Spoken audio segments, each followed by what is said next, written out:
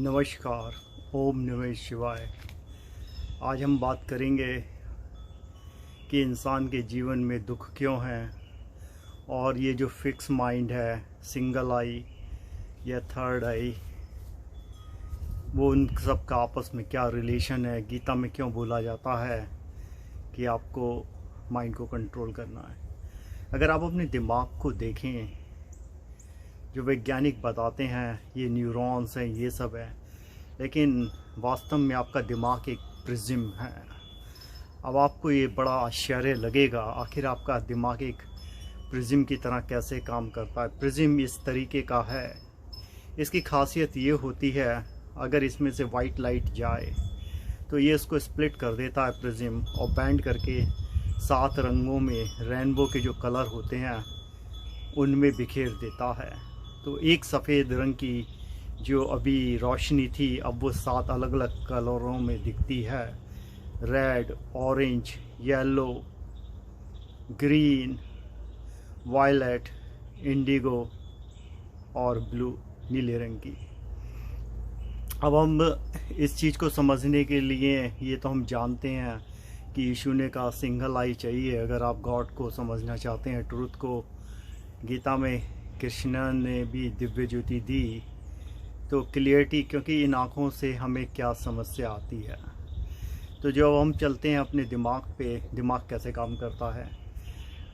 Sam office में काम करता था, हम लोग सुबह पहुँचे एक दिन, तो सैम बहुत एक्साइटेड था। सैम ने बताया उसकी बेटी जूलिया ने एसएटी में काफ़ी अच्छा स्कोर करा है। आउट ऑफ 1600 सैम ने बताया कि 1590 आया। He was very excited and he said okay, I am going to throw the party. अभी बातचीत बढ़िया सब चल रही थी, तो लंच का टाइम हुआ। हमें लगा सैम ने लंच ले आने के लिए कहा है, सैम लंच पर ले जाएगा। तो देखा, सैम से पूछा, सैम थोड़ा उदास था। तो मैंने सैम से पूछा, सैम क्या हुआ। सैम कहता, Yogi you know I was very excited, my daughter got like 1590 out of 1600, लेकिन मेरे उसके दोस्त की, सैम के जो उनका काफ़ी क्लोज फैमिली फ्रेंड है, उसकी बेटी ने 1600 में से 1600 लेके आए। अगर आप अब देखें यहाँ पर क्या हुआ, अभी तक वो 1590 का स्कोर 1590 आउट ऑफ 1600 बहुत अच्छा लग रहा था, वो बहुत एक्साइटेड था। लेकिन जैसे ही उसको पता लगा कि उसके दोस्त की बेटी के 1600 में से 1600 आए हैं, तो सैम का जो जोश था वो ठंडा हो गया, क्योंकि एक कंपैरिजन हो गया। फ़र्क कुछ भी नहीं बदला है, ना तो सोफिया के नंबर बदलते हैं, ना ही सैम की जो दोस्त की बेटी है उसके नंबरों से कुछ लेना है। सैम के जो खुशी के पल थे, क्योंकि अब सैम का दिमाग जो है उसे स्प्लिट करने लग गया, उसने इसको वैल्यूज़ असाइन करनी शुरू कर दी। और यही आपका दिमाग कर रहा है।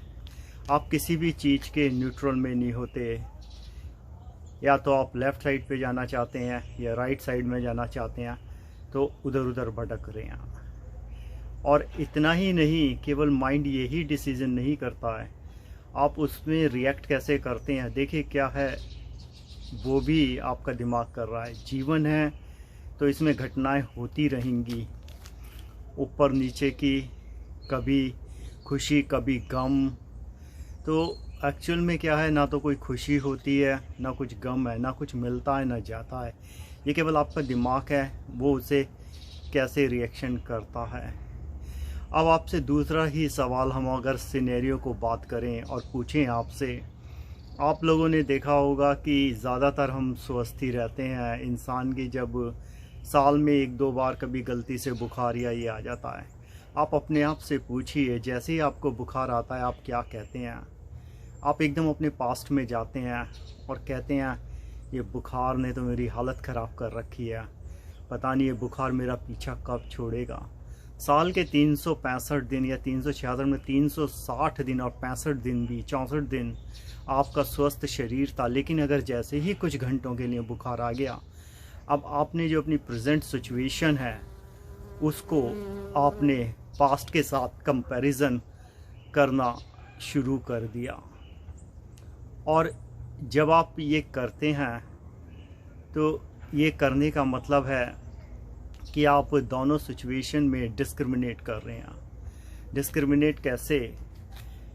क्योंकि जो करंट सिचुएशन है, अगर आप देखें डिग्री टर्म्स में, टेम्परेचर शायद 1 ही डिग्री बढ़ा होगा, लेकिन क्योंकि कल आप अच्छे थे, आप पास्ट में चले जाते हैं और आज जो प्रेजेंट में थोड़ी देर के लिए बीमारी हुई, आप बुरा महसूस करते हैं और बहुत ज़्यादा फ्रस्ट्रेशन आता है।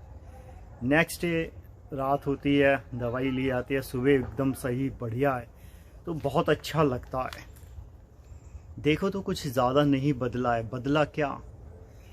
क्योंकि अब आप कंपैरिजन करते हैं, जो आज का दिन है आपका, नेक्स्ट डे वो प्रीवियस डे से जिस दिन आप बीमार थे। तो कुल मिला के क्या है, दिमाग हमेशा एक कंपैरिजन कराता है। ये जो है चीज़ों को बैंड कर रहा है और डिवाइड कर रहा है, और डिवाइड से कंपैरिजन आ रहा है, जैसा आपके साथ कंटिन्यूस हो रहा है। और जब तक आप इस खेल में घूमते रहते हैं, ये कंपैरिजन वाले में, पास्ट में जाते रहते हैं, तो आपका पास्ट आपको जो है वो परेशान करता रहता है। आप उससे मुक्त नहीं हो पाते और आप खुशी रहने के लिए हमेशा एक कंपैरिजन जो है वो चाहिए। अगर हम वापस जाएं और देखें सैम के केस में, तो हम ये कह सकते हैं इंसान अपने गम से दुखी नहीं होता, इंसान दूसरों की खुशियों से दुखी है। और आज जो सोसाइटी में हो रहा है वो इसका एक बहुत अच्छा उदाहरण है।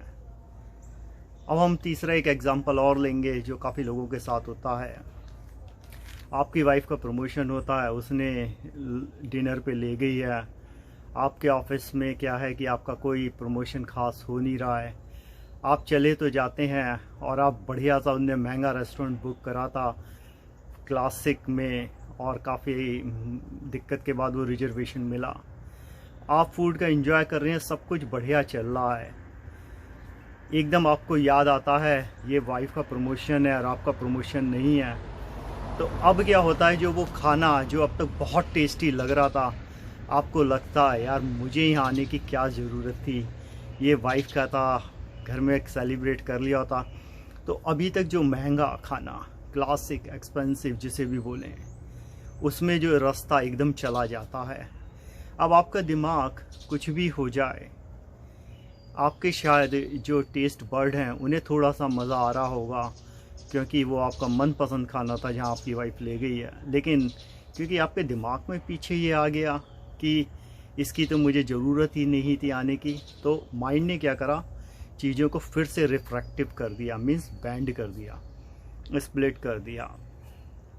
और अगर हम एक और सिनेरियो को देखें, अब एक टेस्टलेस खाना है बिल्कुल, लेकिन आप अपनी बीवी से इतना प्यार करते हैं, वो कुछ भी बना देती है, आप खा लेते हैं।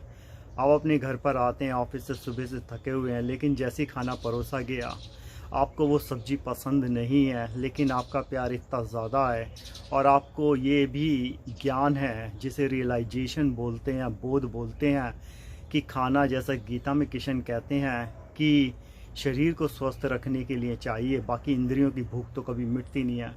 तो चाहे खाने में कोई टेस्ट हो या ना हो, आप उस खाने को इतना चाव से खाओगे, और शायद खा भी रहे होंगे कुछ लोग यहाँ पर जो इसे देख रहे हैं और सुन रहे होंगे, क्योंकि आपको ये बोध है, आपकी कॉन्शियसनेस अवेक है कि ये जो खाना है ये शरीर की पूर्ति के लिए है, इसमें टेस्ट और उसका नहीं है। तो वो जो रसहीन खाना है, और वो इतना लाजवाब लगता है कि आपके शरीर में उस खाने की काफ़ी वैल्यू हो जाती है और दिमाग को अच्छा लगता है।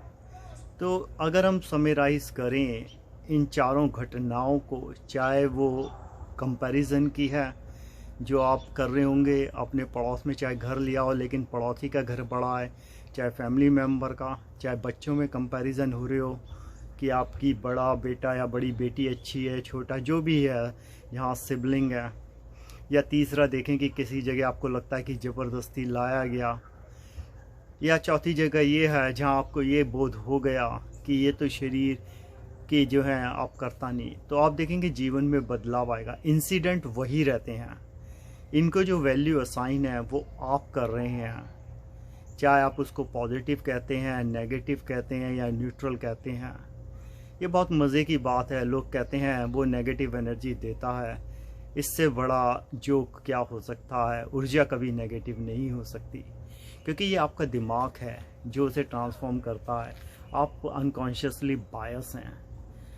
तो आप जब सुबह उठेंगे कल, आपके पास दो चॉइस होंगी।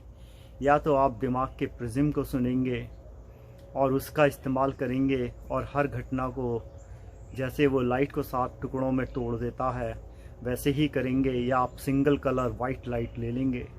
इसलिए बोला जाता है get the light, be the light and spread the light. जब आपको रोशनी मिल जाती है, आप सब में रोशनी बांटते हैं। रंग बांटने की ज़रूरत नहीं होती, क्योंकि रंगों से आप कन्फ्यूज़न क्रिएट कर देंगे और कंपैरिजन आएगा। ओम नमः शिवाय। आप लोगों ने इतने प्रेम से सुना। आशा है आपके अंदर आशा का एक दीपक जल जाएगा, जो ये सब भेदभाव और कंपैरिजन निकालेगा। ओम।